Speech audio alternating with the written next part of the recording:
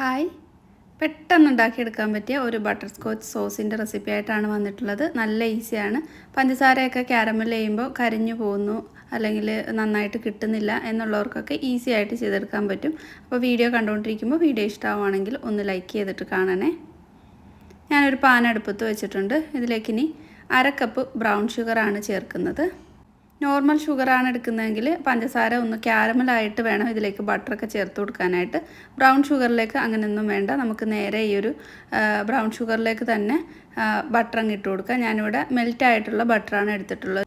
4 table spoon butter എടുത്തിട്ടുണ്ട്. അത് ഈ ഒരു ബ്രൗൺ ഷുഗറിലേക്ക് അങ്ങ് മിക്സാക്കി എടുക്കുന്നുണ്ട്. ഫ്ലെയിം ഇപ്പോൾ ഓൺ ആക്കിയിട്ടുണ്ട്. അപ്പോൾ ഇതൊന്ന് നന്നായിട്ടങ്ങ് ബട്ടറൊക്കെ മെൽറ്റായി ബ്രൗൺ ഷുഗറിലേക്ക് പിടിച്ചിട്ട് നന്നായിട്ടൊന്ന് നനഞ്ഞ് കിട്ടും.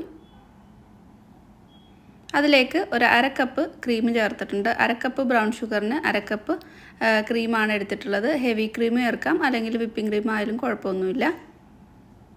നന്നായിട്ടങ്ങ് മിക്സാക്കി എടുത്തിട്ടുണ്ട്. ഇനി ഈ ഒരു ബ്രൗൺ ഷുഗറൊക്കെ ഒന്ന് നന്നായിട്ട് മെൽറ്റായി കഴിയുമ്പോൾ ഈ ഒരു കളറിൽ കിട്ടും. ഇനി ഇത് നന്നായിട്ട് തന്നെ ഒരു മീഡിയം ഫ്ലെയിമിലിട്ടിട്ട് ബോയിൽ ചെയ്തെടുക്കണം. അപ്പോൾ ഇതുപോലെ നല്ലപോലെ പതഞ്ഞ് വരും. ആ സമയത്ത് ഫ്ലെയിം ഓഫ് ചെയ്തിട്ട് ഇതൊന്ന് കുറച്ചൊന്ന് തണുക്കാനായിട്ട് മാറ്റി വയ്ക്കാം. ഈ ഒരു പാകത്തിന് തന്നെ എടുക്കണം. ഇതൊരുപാട് തിക്കായി പോകേണ്ട ആവശ്യമില്ല. ഇങ്ങനെ തന്നെ ഈ ഒരു പാകത്തിനാവുമ്പോൾ തന്നെ ഫ്ലെയിം ഓഫ് ചെയ്തിട്ട് മാറ്റി വയ്ക്കാം. ഒരുപാട് തിക്കായി കഴിഞ്ഞാൽ കറക്റ്റായിട്ട് കിട്ടില്ല. ഒരുപാട് തിക്കായി പോകും സോസ്. ഇപ്പോൾ ഇത് അത്യാവശ്യം ചൂട് തന്നെയുണ്ട്. ഇതിലേക്ക് ഇനി വാനില എസൻസും ഒരു നുള്ളു ഉപ്പും കൂടി ഇട്ട് കൊടുക്കുന്നുണ്ട്. വാനില എസൻസ് ഒരു 1/4 ടീസ്പൂണൊക്കെ ഒഴിച്ചു കൊടുത്തിട്ടുണ്ട്. ഒരു നുള്ളു ഉപ്പ് കൂടി ഇട്ട് കൊടുത്തിട്ട് നന്നായിട്ട് മിക്സ് ആക്കിയിട്ട് ഇതൊന്ന് തണുക്കാൻ വേണ്ടിയിട്ട് മാറ്റി വയ്ക്കാം. നന്നായിട്ട് തണുത്ത് കഴിയുമ്പോൾ ഈ ഒരു ഡാർക്ക് കളറൊക്കെ മാറിയിട്ട് സാധാരണ നമ്മൾ ബട്ടർസ്കോച്ച് സോസൊക്കെ ഉണ്ടാക്കുമ്പോൾ ഉള്ള ആ ഒരു കളറിലേക്ക് തന്നെ വന്നോളും. അപ്പോൾ ഇത് മാറ്റി വയ്ക്കാം.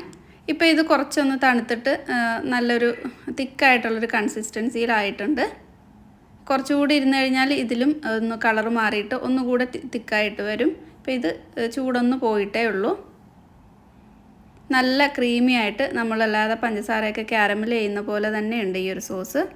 അല്ലാതെ ബട്ടർസ്കോച്ച് സോസ് ഉണ്ടാക്കുന്ന അത്ര സമയമൊന്നും വേണ്ട. വേഗത്തിൽ ഉണ്ടാക്കിയെടുക്കാൻ പറ്റും. നല്ല ടേസ്റ്റുമാണ്. അപ്പോൾ ഈ രീതിയിൽ ചെയ്തിട്ടില്ലെങ്കിൽ ഒന്ന് ട്രൈ ചെയ്ത് നോക്കുക. വീഡിയോ ഇഷ്ടമായിട്ടുണ്ടെങ്കിൽ ലൈക്ക് ചെയ്യുക, ഷെയർ ചെയ്യുക. സബ്സ്ക്രൈബ് ചെയ്യാത്ത ഫ്രണ്ട്സ് ഒന്ന് സബ്സ്ക്രൈബ് ചെയ്തിട്ടുകൂടി സപ്പോർട്ട് ചെയ്യണേ. അപ്പോൾ അടുത്ത നല്ലൊരു വീഡിയോ ആയിട്ട് വീണ്ടും കാണാം. താങ്ക്